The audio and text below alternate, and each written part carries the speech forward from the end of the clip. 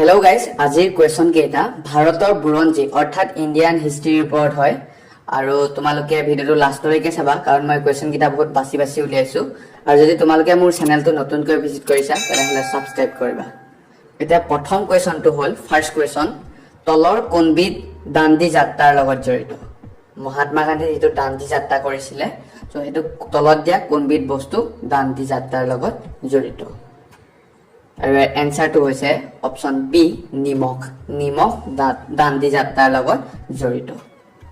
Next question, আৰু এটা important question হয়, ভাৰতৰ প্ৰথমগৰাকী মহিলা শাসক কোন? মহিলা শাসক কোন প্ৰথমগৰাকী? আৰু এনসাৰটো হৈছে অপশ্যন বি, ৰেজিয়া চুলতানা। ৰেজিয়া চুলতানা হৈছে ভাৰতৰ প্ৰথমগৰাকী মহিলা শাসক।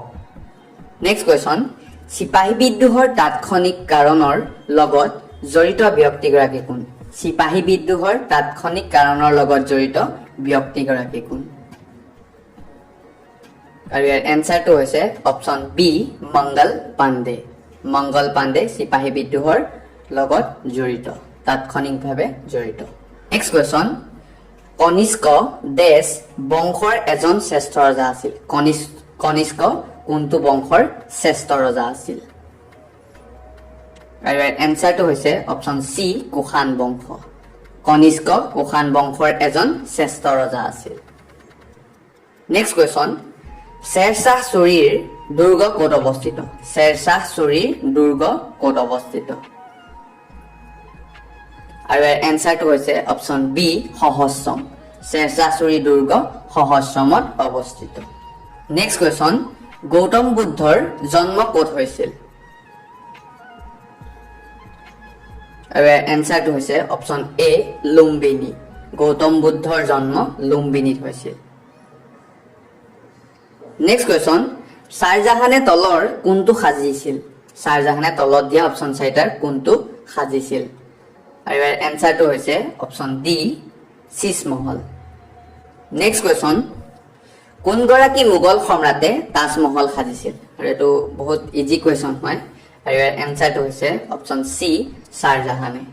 শ্বাহজাহানে তেওঁৰ পত্নী মমতাজৰ স্মৃতিত তেওঁ তাজমহল সাজিছিল। নেক্সট কুৱেশ্যন, জালিয়ানৱালাবাগৰ হত্যাকাণ্ড ক'ত হৈছিল? আৰু ইয়াৰ এনসাৰটো হৈছে অপশ্যন এ, অমৃতসৰ। জালিয়ানৱালাবাগৰ হত্যাকাণ্ড অমৃতসৰত হৈছিল। নেক্সট কুৱেশ্যন, তলৰ কোনজন মগধৰ শাসক বুদ্ধৰ সমসাময়িক আছিল? বুদ্ধদেৱৰ সময়ত কোনজন শাসন কৰিছিল মগধৰ ৰজাই?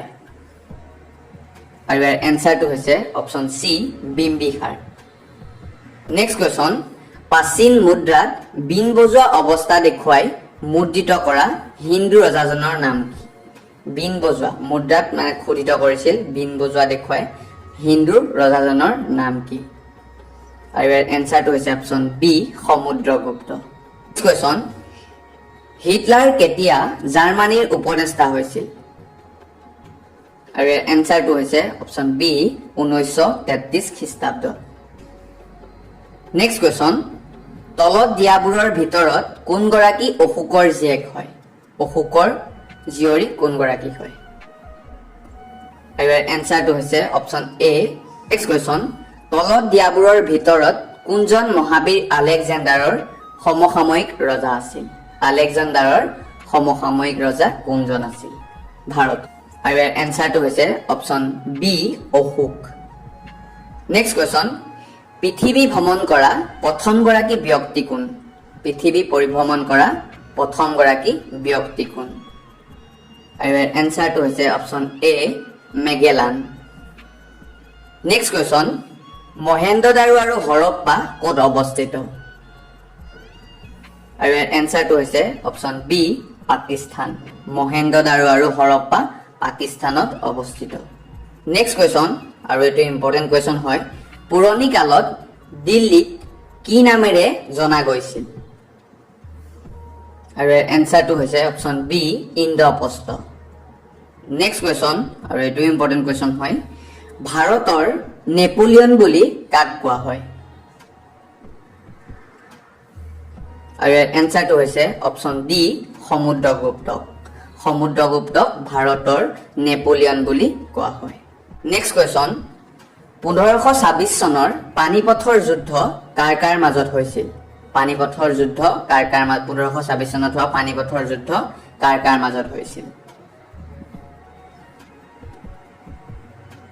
আৰু ইয়াৰ এনসাৰটো হৈছে অপচন এ বাবৰ আৰু ইব্ৰাহিম লোডিৰ মাজত পানিপথৰ প্ৰথম যুদ্ধ বাবৰ আৰু ইব্ৰাহিম লোডিৰ মাজত হৈছিল আৰু 1526 চনত হৈছিল নেক্সট কুৱেশ্যন মগধ নামৰ ঠাইখিনি কোন ৰাজ্যত অৱস্থিত মগধ কোন ৰাজ্যত অৱস্থিত আৰু ইয়াৰ এনসাৰটো হৈছে অপচন এ বিহাৰত নেক্সট কুৱেশ্যন 1303 খ্ৰীষ্টাব্দত আলাউদ্দিন খিলজীয়ে চিতুৰ আক্ৰমণ কৰি জয় কৰাৰ সময়ত তাত কোনে শাসন কৰিছিল আৰু এনসাৰটো হৈছে option C Rana Ratan Singh next question দিল্লীৰ কুতুব মিনাৰৰ আধাৰশিলা কোনে স্থাপন কৰিছিল কুতুব মিনাৰৰ আধাৰশিলা কোনে স্থাপন কৰিছিল আৰু এনসাৰটো হৈছে অপচন এ কুতুবুদ্দিন আইবাক নেক্সট কুৱেশ্যন আৰু আজিৰ সেশনটো লাষ্ট কুৱেশ্যন হয় দেশ শাসন কালত তুলসীদাসে ৰামচৰিতমানস ৰচনা কৰিছিল কাৰ শাসন কালত তুলসীদাসে ৰামচৰিতমানস ৰচনা কৰিছিল আৰু ইয়াৰ এনসাৰটো হৈছে অপচন ডি আকবৰৰ শাসন কালত তুলসীদাসে ৰামচৰিতমানস ৰচনা কৰিছিল যদি ভিডিঅটো চাই অলপ হলেও হেল্পফুল হল বুলি ভাবিলা তেনেহলে শ্বেয়াৰ কৰিবা সো আজিলৈ বাই জয় অসম